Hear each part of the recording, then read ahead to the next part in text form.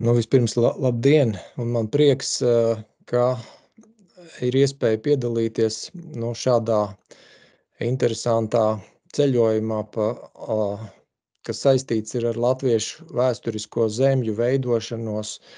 Un uzreiz pateikšu, ka latviešu vēsturiskās zemes nav kaut kas tāds, kas ir akmenī iecirsts, bet tas ir kaut kas tāds, kas visu laiku ir transformējies, un mēģināšu savā apmēram 30 minūšu ilgajā stāstījumā pastāstīt, kā tad mēs esam nonākuši līdz tai Latviešu vēsturisko zemju versijai, kas ir pieejama šobrīd visai Latvijai, visiem iedzīvotājiem, un arī ir pielikumā vēsturisko zemju likumam. Vispirms tātad vēsturiskās zemju noteikšanu, identificēšanu nosaka virkni kritēriju, kas ir kultūra vēsturiskie un ģeogrāfiskie kritēriji. Tas ir tāds kopums, un visi šie aspekti ir bijuši pamatā, lai mēs vērtētu to savdabību, kas piemīt Latvijai.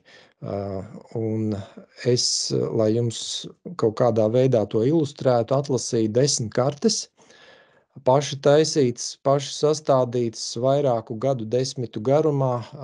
Liela daļa no tām ir iekļauts jau pirmajā Latvijas vēstures atlantā, kas iznāca Jāņsēta izdeva 98. gadā. Pēc tam šim atlantam ir bijušas vairākas atjauninātas versijas, bet ir arī vairākas citas jaunākas kartes, un jaunākā ir tātad par reformāciju, ko Nacionālajai enciklopēdijai sagatavoju. Bet sāksim ar 13. gadsimtu. Mums laika maz, vajadzētu izskriet cauri visam. Un kāpēc tieši ar 13. gadsimtu? Faktiski šī karta attēlo 12. gadsimta beigas, baltu pirmtautu un lībiešu apdzīvoto teritoriju. Tieši ne visas baltu pirmtautas, te ir tikai tās, no kurām formējās latvieši. Un šī ir faktiski tāda precīzākā karte, kas attēlo tos areālus, ko mūsu vēsturnieki, arheologi ir spējuši identificēt. Esmu konsultējies ar daudziem no viņiem. Faktiski kaut kādi labojumi kopš 98. gada ir nākuši klāt, bet pamatā tie ir par pilskalniem. Un tas pirmavots lielākais, kas mums visiem rakstiskais ir, tā ir Livonijas Indriķa kronika, kas apraksta laika posmu no 1180. līdz 1227. gadam, bet ir parādās arī šajā laikā, kad krustneši parādās Latvijā, un pamazām Latvija tiek pakļauta. Tātad tas viss, jau ir kaut kādas rakstiskās liecības, kur tiek slēgta līguma un minēts kaut kādi ģeogrāfiskie objekti, un tās robežas nosacītās iet pa šiem objektiem, bet uzreiz jāsaka, ka tajā laikā Latvijā dzīvoja vismaz ne vairāk kā 200,000 iedzīvotāji, tas ir 10 reizes mazāk kā tagad, un bija ļoti mežaina teritorija, un ja tur ir iekrāsots, tad tas nenozīmē, ka tur arī dzīvoja pastāvīgi cilvēki.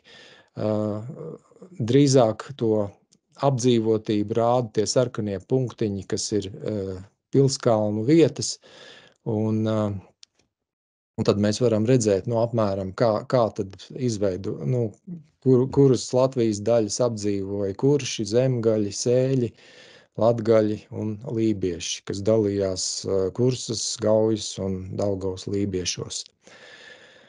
Tālāk mēs varam nākamo karti, un jāsaka, jau līdz 13. gadsimta beigām faktiski visa Latvijas un Igaunijas teritorija bija pakļauta, un šajā teritorijā bija izveidojusies Livonijas valstiņu federācija, un būtībā līdz pat 16. gadsimtam ilgāku vai īsāku miera periodu apstākļos šajā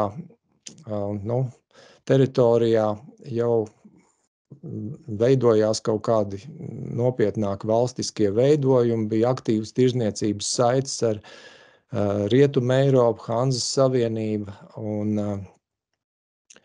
tas viss mainījās 16. gadsimtā, kad Livonija sabruka, un Livonijas vietā izveidojās atsevišķi politiskie veidojumi. Faktiski šis sabrukums gāja paralēli ar reformācijas procesu visā Eiropā, un tāpēc es izvēlējos, lai ilustrētu šo laiku, reformācijas un pretreformācijas karti Livonijas teritorijā 16. un 17. gadsimtā. Un tad pati Latvijas daļa tad sadalījās būtībā sākotnēji divās daļās. Viena bija Kurzemes un Zemgales hercogiste, otra bija Polijas pakļautībā, kas reformācijas gaitā sadalījās divās daļās, un tad paralēli sākās arī 17. gadsimta sākumā poļu-zviedru kari, un tas viss noslēdzās 621. gadā.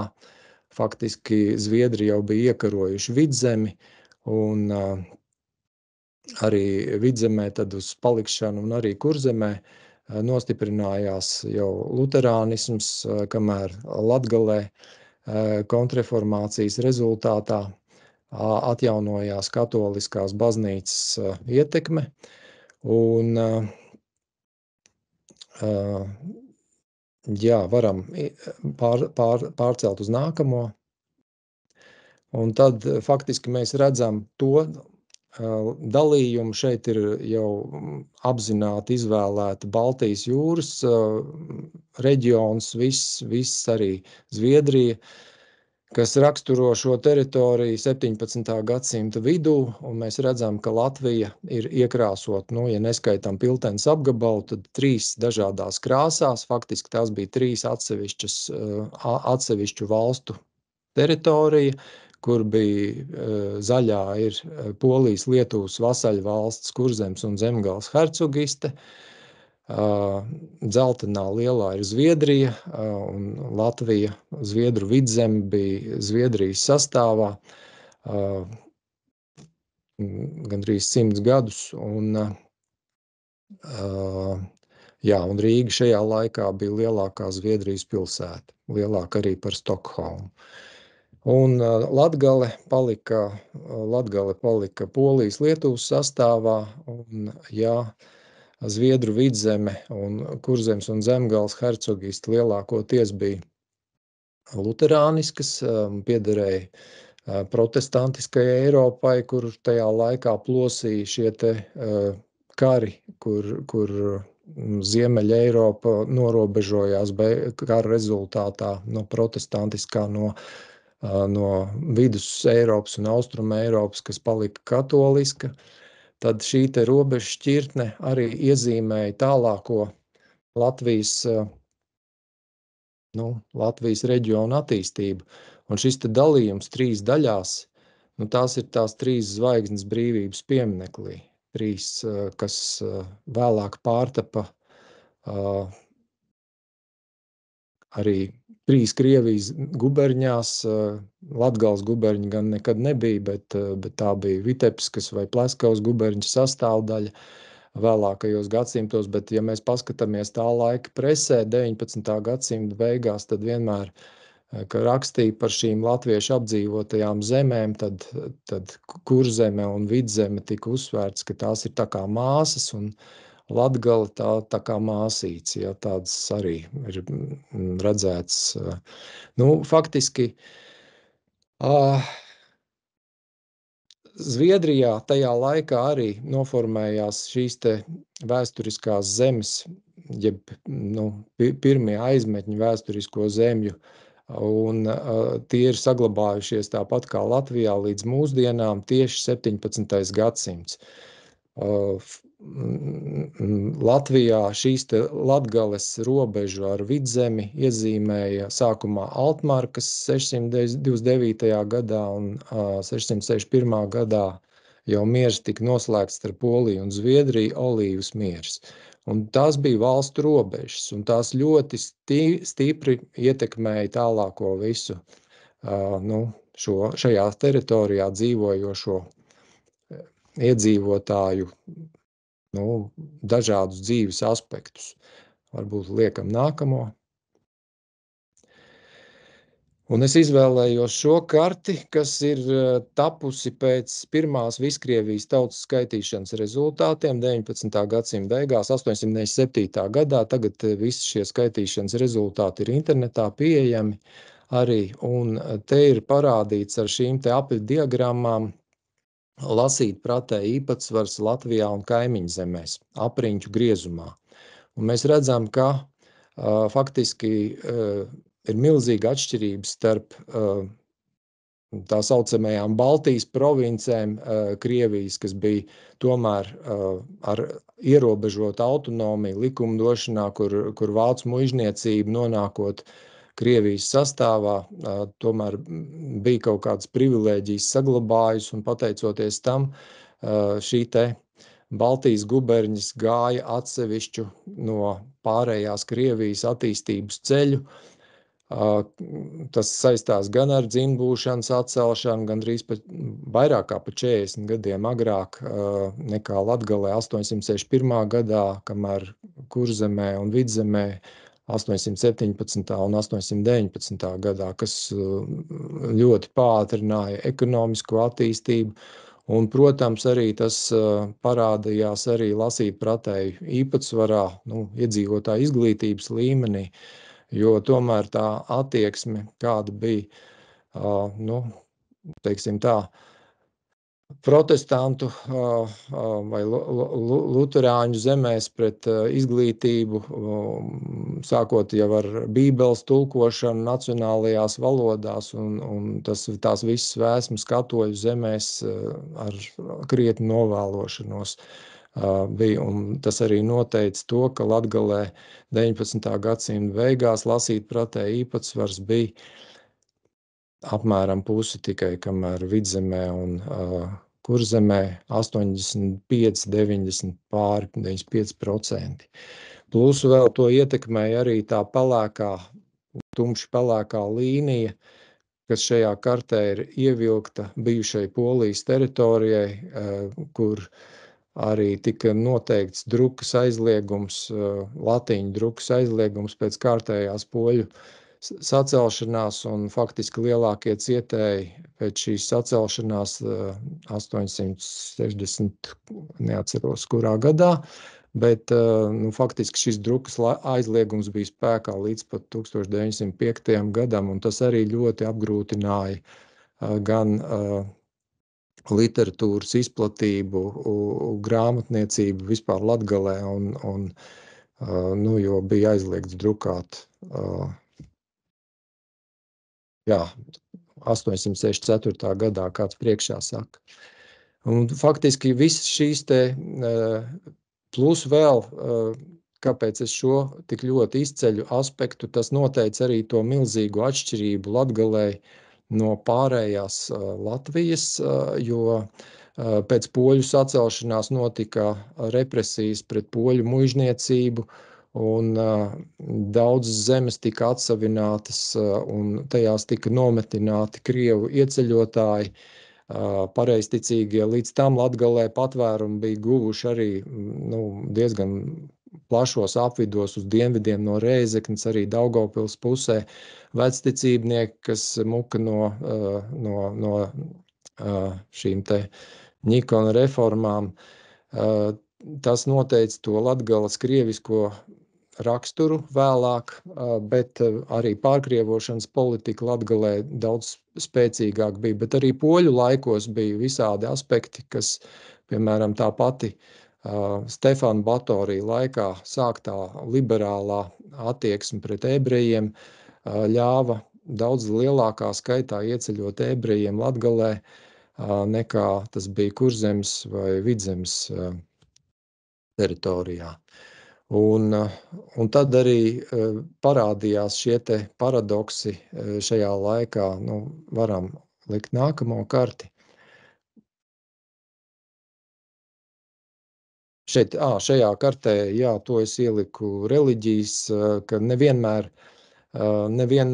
šīs te guberņu robežas, kas bija arī valstu robežas, atspoguļo reliģisko dalījumu. Mēs redzam, ka diezgan plaši apgabali Vidzemē bija, kur pārgāja iedzīvotāji pareizticībā, cerot, ka viņiem piešķirs zemi.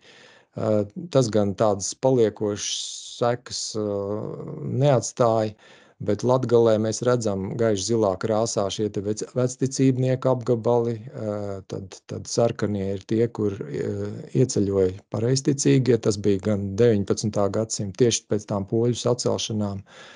Un mēs redzam arī ar Dāvida zvaigznēm apzīmētas ebreju apmetnes, kas lielā skaitā bija Latgalē, un es te gribētu pieminēt, izcelt Gostiņus, kas ir tā kā tāds placdarms Aiviekstes labajā krastā jau tajā laikā 17. gadsimtā izveidojies, bet paši Gostiņi veidojās vēlāk 19. gadsimta vidū, jo tā bija ebreju apmetne tuvākā, kur ebreji varēja savus īpašumus, kā saka, uzturēt. Vidzemē un Kurzemē bija ļoti stingri noteikti šie noteikumi, bija noteiktas tās zonas, kur drīkstēja, bet faktiski tā bija tuvākā Rīgai pastāvīgā tāds miestiņš, kur, kā ceļvežos rakstīja, Gostiņi ir tā vieta, kur var dzirdēt gaļus dziedam 3 Latvijas novados – Vidzemē, Kurzemē un Latgalē. Faktiski Zemgala bija domāta, bet tā toreiz bija Kurzemes guberņa, jo Daugava bija starpā tikai ar Zemgali vai Sēliju tagadējo, un Aiviekste bija faktiski norobežoja no Latgales, bet tas bija Latgales turpinājums, un Vidzeme turpat tālāk bija Stupmaņu muižā, kur vēlāk pļaviņas izveidojās. Un mēs redzam arī, ka ir Krustpils, lielā Krustpils draudze, kur ietilpa vēlākie Krustpils, Variešu, Vīpes un vēl daži pagasti, kas nepārgāja tajā kontrreformācijas rezultātā katoļu ticībā. Tur muižkungs bija luterāns, un arī viņa zemnieki palika luterāņi, bet tas nemainīja, kā saka, to apstākli, ka tur gan dzimbūšana tika atcelta tad pat, kad pārējā Latgalē, un arī tas drukas aizliegums tur tieši tāpatās bija. Līdz ar to nav pamata uzskatīt to par Latgalē nepiederīgu daļu. Mēs redzam arī, ka Kurzemē ir nelielas katoļu saliņas, visiem zināmais Suitu novads, kas arī ir tā nav vēsturiskā zeme, bet tas ir tāds novads, kas noteikti etnogrāfiski ir ļoti interesants un tādēļ arī sargājams latviešu kultūru vēsturē, jo arī šeit tieši tāpatās muižkungs bija katolis, un šie te Alsungas, jeb Alšvangas, tad Gudenieku, Jūrkalnes un Basu pagasti, tie visi ir katoliski joprojām, un tur ir, ko mēs redzam arī dažādās izpausmēs. Un arī Skaistkalnes pusē, kur bija katoļu klosteris, jā, tur arī bija katoļi, bet tas arī nav īpaši mainījis to faktiski piederību. Protams, jā, Kurzemes tas augškurzemes saucamā, jeb Sēlijas tālākais gals, Ilūgstes apriņķis, kas ir, pats par sevi vienmēr bijis ļoti daudznacionāls, un tur arī luterāņi vienmēr ir bijuši mazākumā, kas ir arī īpaša daļa Sēlijas, bet nav pamata uzskatīt, ka tā nebūtu Sēlija. Varam nākamo karti. Te es vienkārši ieliku šo karti, lai parādītu, kāds tad bija administratīvais iedalījums tajā brīdī, pirms Pirmā pasaules kara, kad bija Kurzemes, Vidzemes guberņi un Latgales 3 latviešu apriņķi bija daļa no Vitebskas guberņas. Un te jau mēs redzam, faktiski, es nepieminēju pie iepriekšējām kartēm, kā veidojās Vidzemes robeža ar Kurzemi un Zemgali. Jo faktiski tas arī ļoti interesants process, tad šeit tie pirmsākumi meklējam jau pašā Livonijas sākumā saistībā ar Rīgas pilsētas privilēģijām, jo tika izdalīts Rīgas patrimoniālais apgabals Rīgai kā autonomai pilsētai ar savām tiesībām, tika izdalīts no Livonijas ordeņa zemēm, šķiet, vai Rīgas arhibīskapijas. Es tagad neatceros, bet drīzāk gan, ka no Livonijas ordeņa zemēm šis te Pārdaugavas liels zemes gabals līdz pat Lielupei. Un tad vēlākajos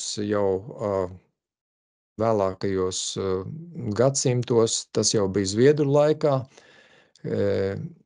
kad Kurzemes hercogam, viņam toreiz pēc Livonijas sabrukuma piederēja zemes tagadējā visa Jūrmala līdz pat Spilves pļavām Rīgā.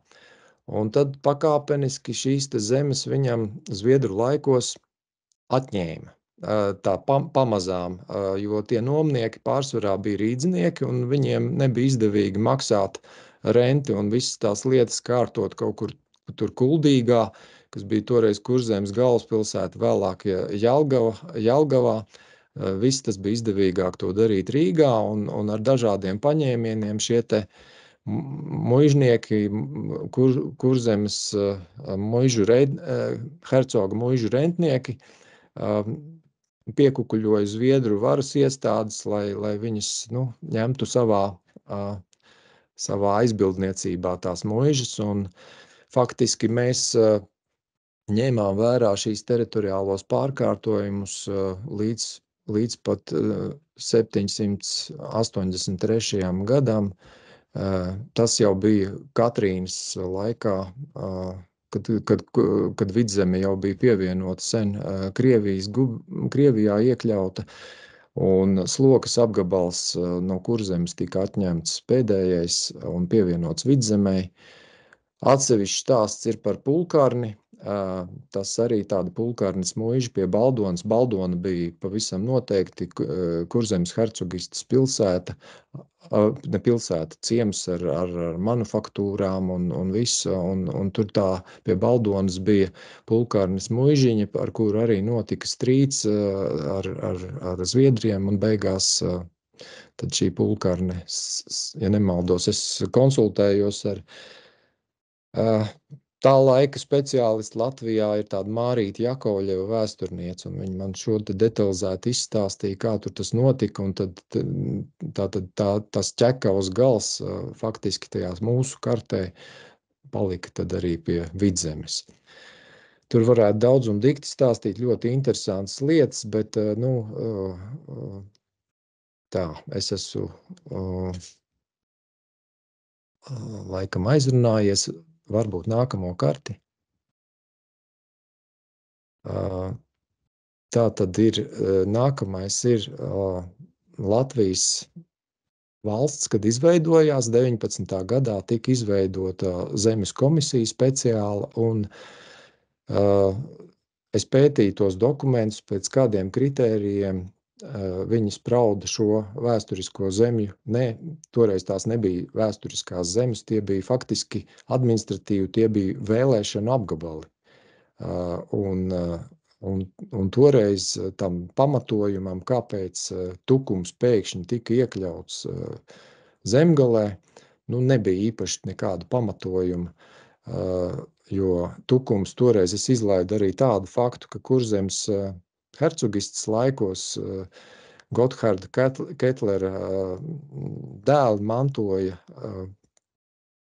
hercogistu un sadalīja savā starpā Kurzemes un Zemgales daļā. Un šis dalījums pastāvēja Kurzemes un Zemgales hercogistē nu, vairāk kā 20 gadus, un toreiz arī viennozīmīgi tukums bija Kurzemes hercogistē.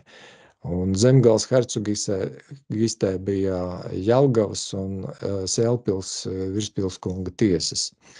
Bet nu, Latvijas laikā faktiski tukumu vienkārši pievienoja un ar milzīgu rezervi vēl Zemgalei. Nu, domājams, ka tas notika tā, nu, bez tādiem īpašiem vēsturiskā pamatojuma. Zemgala prezidents Šūpulis, visi prezidenti nāca no Zemgales, es pieļauju, ka tas bija saistīts ar to, bet īpaši afišēts tas netika. Bet konsultējoties ar vēsturniekiem, mums par šo galīgi domas nedalījās tukums, ka tas tukums Vanemas zeme tomēr ir Kuršu zeme, un pats tukums vienmēr asociējās ar Kurzemi. Jā, un tātad šīs te Latgales robeža palika nemainīga, tāda, kāda viņa bija jau gadsimtu gaitā, un šajā laikā arī pēc miera līguma ar Krieviju Latvija atguva šos te Abrenes pagastus, kurus 40 pēc okupācijas atņēma Latvijai atpakaļ, un faktiski bet nu jāsaka, ka šie pagasti jau Pleskavas kņazistē nonāca, Livonijai tika atņemti jau ap 15. gadsimtu. Faktiski tās bija jau pārkrievotas teritorijas. Un Latvijas laikā vienīgais bija Kacēnu pagasts, tas pašos ziemeļos, kur latvieši bija tikai 20%. Pārējos pagastos latviešu īpatsvars bija mazāks par 10%, zem 5% faktiski. Nu, tas tur arī daudz varētu stāstīt, bet jā, nākamo liekam. Un šeit es uzliku vienkārši ieskatām dalījumu tā saucamajos plānošanas reģionos. Faktiski viņi bija arī padomi laikā. Būtībā tie rajoni 26, kuros Latvija bija sadalīta padomi laikā, faktiski arī dalījās šādos reģionos lielākos, un tur bija ļoti maz sakara ar kultūru vēsturisko dalījumu. Tas vairāk balstījās uz tādiem ekonomiskajiem principiem, un faktiski, lai var lūgt nākamo,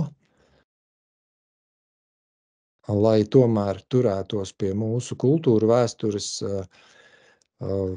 mēs esam gājuši Zviedrijas ceļu, un faktiski es jau pieminēju, ka arī Zviedrijā, tāpat kā Latvijā, kultūra vēsturiskās zemes bija noformējušās jau 17. 18. gadsimtā, tad, kad Vidzeme bija daļa no Zviedrijas. Un Zviedrijā tā ekonomiskā attīstība notika daudz agrāk.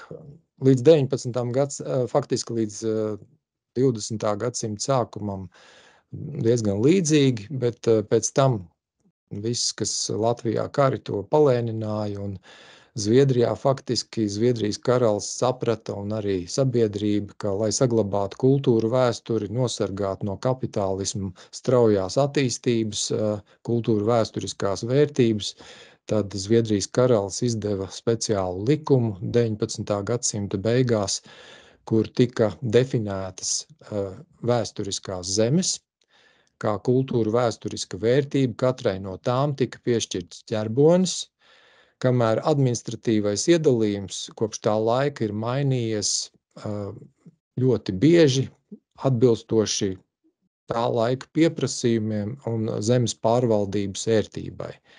Un katrs, kā saka, iet savu ceļu, tieši tāpat kā Latvijā, bet tādā veidā ir pasargāta no iznīcības šī te kultūra vēsture, kas ir, ko noteikuši ir pilnīgi tomēr citi aspekti, Un mēs, ja mēs šo nebūtu izdarījuši, es domāju, tā kā tas jau arī daudz kur Latvijā ieviesās, bija tādi paradoksi, ka tiek Zemgales plānošanas reģions atbildīgs bija par stendu izvietošanu, turismu stendu izvietošanu, un tā kā Aizkraukles rajons bija Zemgales plānošanas reģionā, tad Koknesē vai Vietalvā vai nedod Dievs arī Atašienē parādītos stendi, esi sveicināts Zemgalē. Nu, kāda tur Zemgale? Ja tā ir Atašiene Latgale un Koknese Vidzeme.